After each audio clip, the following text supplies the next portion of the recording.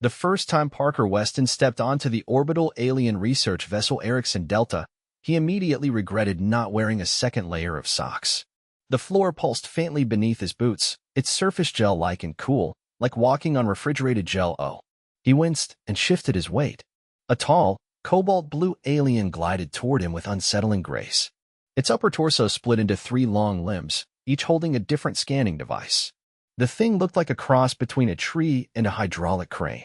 "You are the selected human? Parker Weston?" The alien asked, its eyes 5 of them rotating in a slow arc. "Yeah, that's me." "And yeah, I signed all the waivers," Parker said, adjusting the strap of the cargo bag over his shoulder. "Let's just get this test done." The alien's central eye blinked. "You will not pass." Parker raised an eyebrow. "Didn't even ask what the test was yet." "You will be asked to lift mass equivalent to twice your recorded body weight. It is for comparative musculoskeletal analysis. Your structural limitations will cause rupture. We will document the failure." Parker squinted. "You mean like muscle tear?" "Extensive. Possibly full body." He blinked. "Wow, you guys really know how to make someone feel welcome." The alien turned and gestured for him to follow down a corridor that smelled faintly of ozone and boiled broccoli. Parker sighed and walked behind, boots squishing faintly. He'd been recruited by the Interstellar Biological Exchange Program after a video of him deadlifting 400 pounds in his driveway went viral. A week later, he got a visit from some very polite people with very official badges. Now here he was, inside a giant floating lab, about to prove that humans were a lot tougher than most galactic species gave them credit for. He entered the test chamber and stopped short. The room was enormous, the size of a football field, with a wide circular platform in the center. Machinery lined the walls, some humming, some blinking, one leaking a slow stream of green vapor that no one seemed concerned about. Overhead, a cluster of floating drones hovered, cameras swiveling. A second alien, shorter and metallic in appearance, rotated toward him. "I am Vincic. I will monitor your vitals. Please step onto the platform." Parker dropped his bag and stepped forward. "No warm-up? No safety briefing? We have reviewed your physiology. Your systems are disposable." Parker froze mid-step. "You mean replaceable?" "No. Disposable." "Right. Awesome." He stepped up onto the platform. A harness extended from the ceiling and latched onto his chest and waist. Below, a set of weights, not discs, but dense blocks of some black metal locked into place with a magnetic hum. The alloy was unfamiliar, but the number printed on the side was not. 400 pounds. Exactly his body weight. Vincic tilted its head. "Begin with standard lift." Parker adjusted his grip and braced. A deep breath, a clean pull. The weight rose smoothly. The drones buzzed closer. "Increased to 1.5 times body weight," Vincic said. The magnetic lock released more blocks. Parker reset, focused, and lifted again. His muscles strained, just shy of the point where he'd normally stop in training. He set it down with a grunt. "Commencing dual mass test." "Hold up," Parker said, rolling his shoulders. "You sure you don't want me to stretch first?" "Stretching will not alter your structural limitations. Begin." Parker crouched, wrapped his hands around the bar, and planted his feet. The weight was double what he'd lifted in his driveway. He exhaled slow, counting down in his head. 3, 2, 1. He pulled. Every fiber in his body screamed. The bar rose slowly, inches at a time. His legs shook, chin tucked. His breath shortened into quick rasps. The world narrowed to a tunnel of pressure and fire. But the bar kept rising. Up to his knees. Past his waist. Locked out at the top. He held it for 2 seconds, then dropped it with a thundering clang that echoed through the chamber. The aliens watched in silence. One of Vincic's arms twitched. "No rupture detected," it said. Parker staggered off the platform and dropped to one knee. His hands trembled. Sweat poured from his face in rivulets. "Yeah," he gasped. That was rough." Vincic approached and scanned him. "We will rerun tests in 1 hour for result confirmation." 1 hour? Parker laughed weakly. "I need at least a day before I even think about lifting anything again." "Unacceptable. You performed above theoretical limits. We must re-examine." "Yeah, well, theoretical limits don't account for stubbornness and peanut butter sandwiches." The taller alien from before its name was Relix stepped forward. "You should not be able to perform that lift. No other species with similar structural mass can. Your musculature lacks density." Your bones are hollow by comparison. Our models predicted catastrophic failure. And yet here I am, still standing. Mostly, you defy statistical modeling. Parker sat down on the edge of the platform, legs dangling. Look, I'm not special. I trained for this. Years of conditioning, progressive overload, sleep, nutrition. You can't just scan a guy's biceps and know what he's capable of. Explain progressive overload. You incrementally increase weight over time. Teaches your body to adapt. Muscles grow, bones strengthen. You guys don't do that. Relix opened a panel in its chest, muttering something in a language Parker didn't understand. Vincic said, "We must rerun." Now. No, Parker said, lying flat on his back. You do that, I'll pop a hamstring and end up in a wheelchair for 6 months. I need protein, electrolytes, and about 9 hours of sleep. Relix and Vincic stared at each other. Then Vincic turned back. We will allow a recovery period. You will be observed. Fantastic, Parker muttered, already half asleep. The next 24 hours were a blur. He was moved to a habitat chamber with a bed that adjusted to his spinal curvature and a nutrient dispenser that tried to feed him purple cubes that smelled like fish oil and burned rubber. He requested real food. They gave him a dead insect on a leaf. He refused. They eventually synthesized chicken. After a full day, his soreness was brutal, but manageable. No tears. No tendon strain. He did a slow walk around the habitat chamber, testing his joints. Still intact. The following morning, he was summoned again. This time, half a dozen species crowded the edge of the room, a conference of alien physiologists, all staring in baffled silence. Some took notes. One appeared to be sketching his deltoids.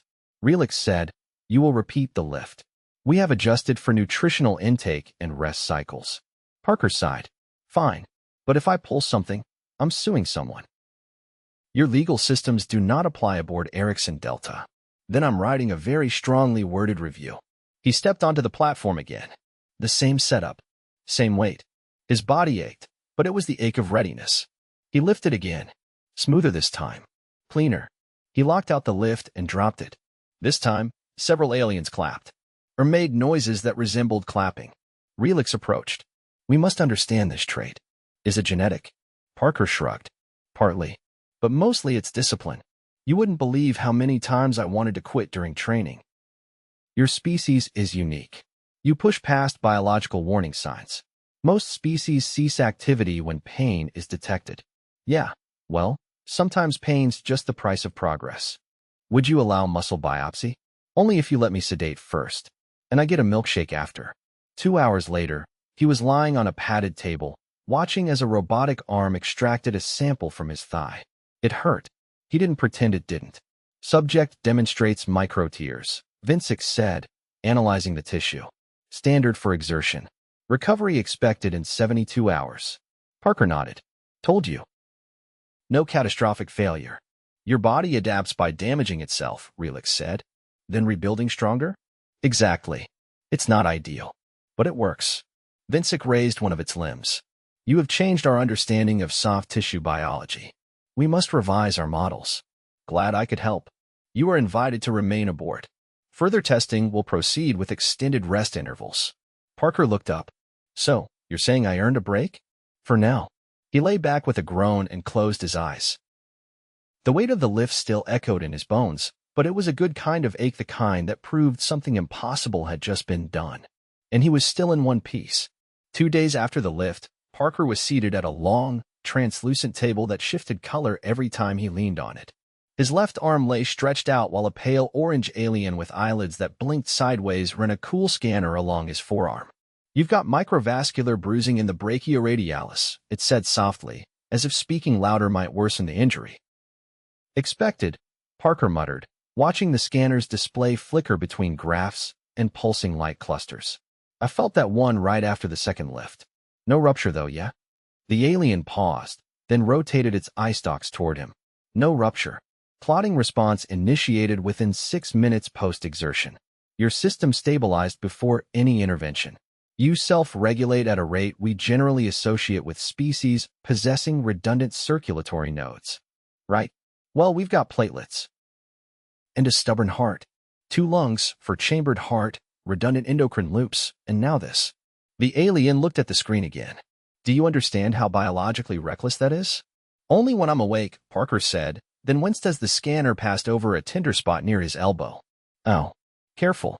The alien chirped, a noise Parker had learned meant mild apology with emphasis on curiosity. It adjusted the scanner's frequency. From across the room, Relix approached without a sound. Parker still hadn't figured out how a creature that big moved like a breeze, but he didn't ask. He'd learned early that questions often led to demonstrations, and demonstrations frequently ended with him being poked, prodded, or suspended upside down. We examined your recovery pattern, Relix said. It deviates from all previous species baselines. You compensate for damage through overproduction of growth factors. Parker looked up. You mean like hypertrophy? Your terminology is cruder, but yes. The more damage incurred, the faster your tissues adapt, provided rest and fuel are sufficient. Welcome to human biology, Parker said, flexing his fingers slowly. We don't just bounce back. We bounce back better. Which leads to our next investigation. Nope, Parker said quickly. Not lifting anything today. I still can't fully straighten my left knee. Not physical. Cultural. Parker narrowed his eyes. That sounds worse. You will join a roundtable in 2 hours. Representatives from 6 civilizations will attend. They request first-hand clarification on your training philosophies. Wait like a panel? I thought I was just here for physical testing. You are. However, your methods contradict long-held assumptions. There is now diplomatic interest in understanding why a species would voluntarily endure muscular trauma. Parker let that sit for a beat. You guys ever heard of sports? We have observed them. They're widely banned. Explains a lot. The orange alien gently wrapped his arm in a flexible mesh that hardened into a cast-like shell. This will accelerate oxygenation. You may remove it after 10 hours. Thanks, Parker said, rotating his wrist. The shell moved with him, cool and firm. Feels like a carbonated wetsuit. It will not fizz. Disappointing. 2 hours later, Parker found himself standing at the edge of a high-ceilinged chamber with tiered seating and a central platform that reminded him uncomfortably of a courtroom. The aliens present represented a wide scatter of shapes and textures, some gelatinous, others armored, one resembling a coil of vines that twitch when it breathed. He climbed a few steps to the platform and stood awkwardly in the center, adjusting his shirt collar. A soft chime signaled the beginning, and a creature with translucent skin and visible internal organs addressed him in fluent English. Human Parker Weston. Clarify the psychological mechanism by which your species tolerates self-inflicted physical degradation with the expectation of improvement. Parker let out a slow breath. You're talking about training? Exercise. We refer to repeated exposure to controlled suffering. Well, when you put it like that, it sounds like we're out of our minds. But yet training. We do it to get stronger, faster, more capable. A second voice, clicking and metallic, came from a cluster of floating spheres. Does your species not possess instinctive aversion to pain? We do. But we also have goals. We weigh discomfort against what we want to achieve. Sometimes the pain's worth it. The vine creature rustled. How is this determined? Depends on the person. For me, it was about pushing limits. Seeing what I could do if I really committed.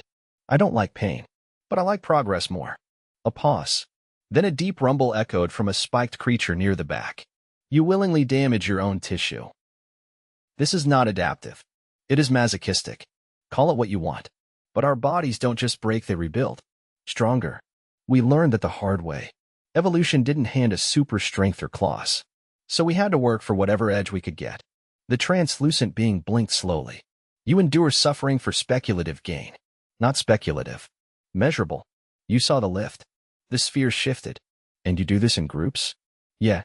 We train together. Spot each other. Share routines. Push one another. It's not just about muscle, it's community.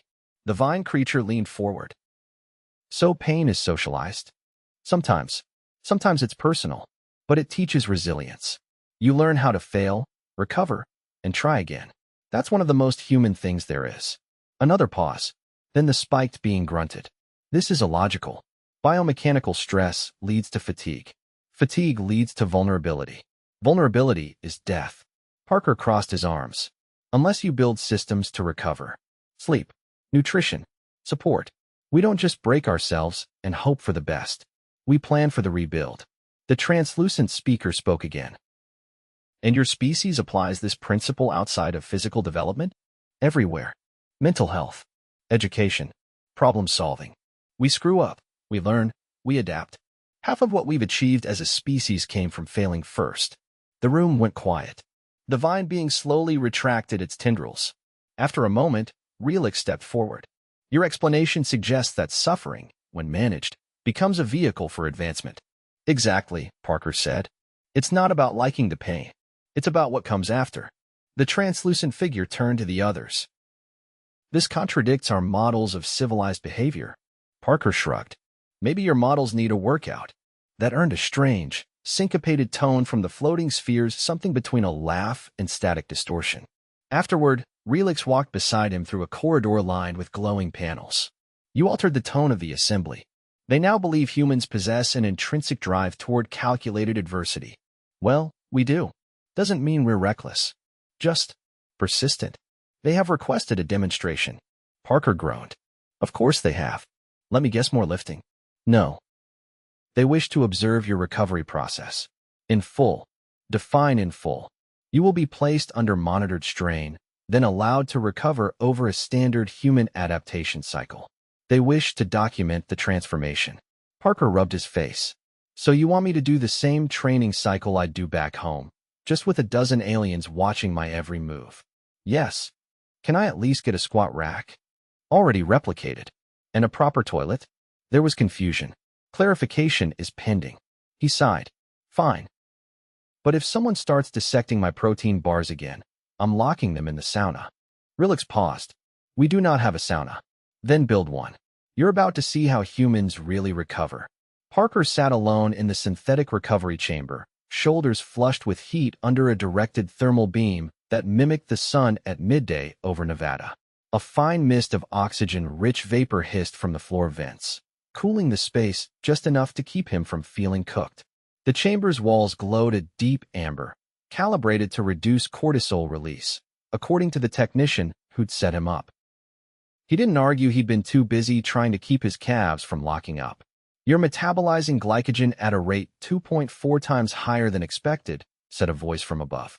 A flat, rotating disc hovered over his chest, adjusting angle every few seconds. We have recalibrated your intake schedule accordingly. Great, Parker muttered, adjusting the towel at the back of his neck. So what's for lunch? Another beige paste that tastes like wet drywall. Beige paste discontinued. Your sarcastic feedback was logged as a formal complaint. He raised an eyebrow. Wait, you guys flagged my joke. A panel in the wall slid open, revealing a tray with a stack of protein waffles and a bowl of sliced fruit that looked suspiciously like kiwi but bled light blue juice. You reconstructed waffles?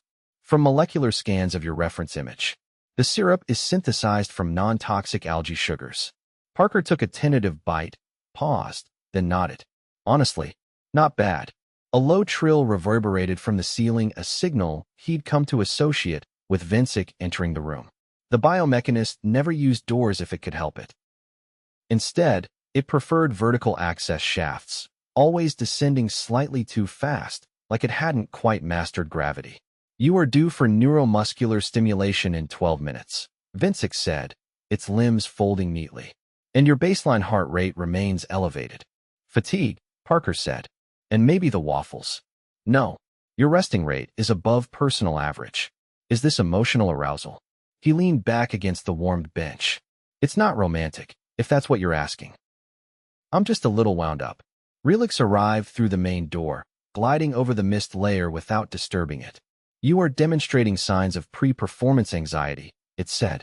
We observed this before your initial lift, though you concealed it. I wasn't concealing anything, Parker said. I just didn't have time to freak out. Vincic's limbs twitched. You are to begin a 5-day hypertrophy cycle. This is not a competition. Tell that to the 36 aliens watching from the observation deck. They are researchers, Relix said. Their interest is academic. They're sketching my triceps during warm-up. Relix tilted its head. That is technically academic. 2 hours later, Parker stood in a replicated gym module. It wasn't perfect, no mirrors, no music, but the equipment was solid. Bars had been fabricated from a titanium carbon weave with adjustable density. The rack auto shifted height based on his shoulder position. He loaded a moderate weight, enough for volume work without risking injury. Deadlifts first, then rows, then a set of controlled Romanian lifts to isolate the posterior chain. Every motion was tracked by at least 4 drones, each broadcasting real-time data to the surrounding species. By the third set, the burn in his hamstrings had crept upward into a dull fire. He paused, hands on his knees, sweat dripping steadily onto the floor. "You may cease," Vincic said from the sideline. "You are displaying early fatigue indicators." "That's kind of the point," Parker said, breathing hard. "Fatigue's how you know you're stressing the system. You are intentionally inducing microtrauma again." "Exactly. Without it, there's no adaptation." The drones buzzed lower, scanning his muscle temperature. A small, spherical one emitted a low beep. "Your muscular temperature exceeds safe thresholds." "I've done worse," Parker said, straightening. "You should have seen me after my first track meet in high school. I puked on the hurdles. That is not adaptive. Neither was my pacing. But I learned." The next 2 days followed a steady rhythm: lift, eat, recover, sleep. The food improved marginally. Someone must have hacked into a human cookbook, and the thermal chamber was adjusted to pulse and cycles, mimicking infrared waves used in sports therapy. Throughout it all, Parker could feel the shift. His body responded, as it always did. Inflammation gave way to tightness, then loosened into strength. Sleep came deeper. His appetite climbed. DOMS delayed onset soreness peaked around day 3, forcing him to adjust his training volume. He swapped heavier lifts for eccentric focused work, dragging each rep longer, slower, more controlled. Midway through a set of slow incline presses, Relix approached the edge of the platform. "You have altered your routine." "I had to," Parker said, pressing the bar upward. Soreness was getting in the way of form. "If I push too hard, I'll compensate and risk strain." "That is not failure." "No, it's strategy." Vincic hovered beside Relix. "You modify your own programming. Constantly. Because no program survives contact with a real body.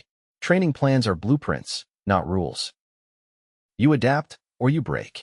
"We assumed rigid adherence was required for biological progress." Parker racked the bar and sat up. "That's the difference, isn't it? You guys look for patterns. We look for workarounds. You reduce load. You adjust tempo. You replace movement patterns." "Exactly. Training isn't about perfection, it's about managing imperfection, tuning the machine while driving it." By the 5th day, the soreness had faded into a familiar hum. Parker stood in front of the same platform he'd lifted on that first time. The weight was slightly higher now, not by much, just enough to reflect growth. He chalked his hands and rolled his shoulders. He didn't lift heavy to impress anyone today. This was the final capstone of the cycle. A functional test, not a stunt. He took the bar, lowered, pulled. No shaking, no hesitation. The bar rose smoothly. He locked out at the top and lowered it under control. Vincic recorded the motion in silence. Relix observed without commentary. Parker stepped back. "That's it. No tears, no strain. Just progression. You gained measurable strength in 5 days," Vincic said. Despite multiple recovery interruptions and foreign nutrition. That's what happens when you train smart. Relix turned to the other observers. The human capacity for adaptation is not limited to physical systems. Parker grabbed a towel and wiped his face. "You thought I'd tear myself apart. Instead, I got stronger." "We are revising our models again," Vincic said. "Good," Parker said. "Next time someone tells you humans are fragile, remind them we build strength by breaking on purpose." The chamber lights dimmed slightly, signaling the end of the session. The observation deck emptied, silent and orderly. Parker sat at the edge of the platform, legs dangling, towel over his shoulder. "You will return to Earth now?" Relix asked. He nodded. "Yeah. My gym's gonna wonder where I've been. And I've got a dog who probably thinks I died." "You intend to continue training?" "Of course. That's the thing about progress, it doesn't stop. Not unless you do." Vincic paused. "May we send observers to Earth? To study your recovery environments? Your training tribes? It's called a gym. And sure. Just don't get in the way of anyone's set." Relix inclined its head. "We will observe. And we will learn."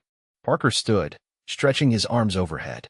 "Just remember, if you want to understand humanity, don't just watch what we do. Try to figure out why we keep doing it, even when it hurts." He walked out of the training chamber without another word, past the drones, the panels, the coils of mist.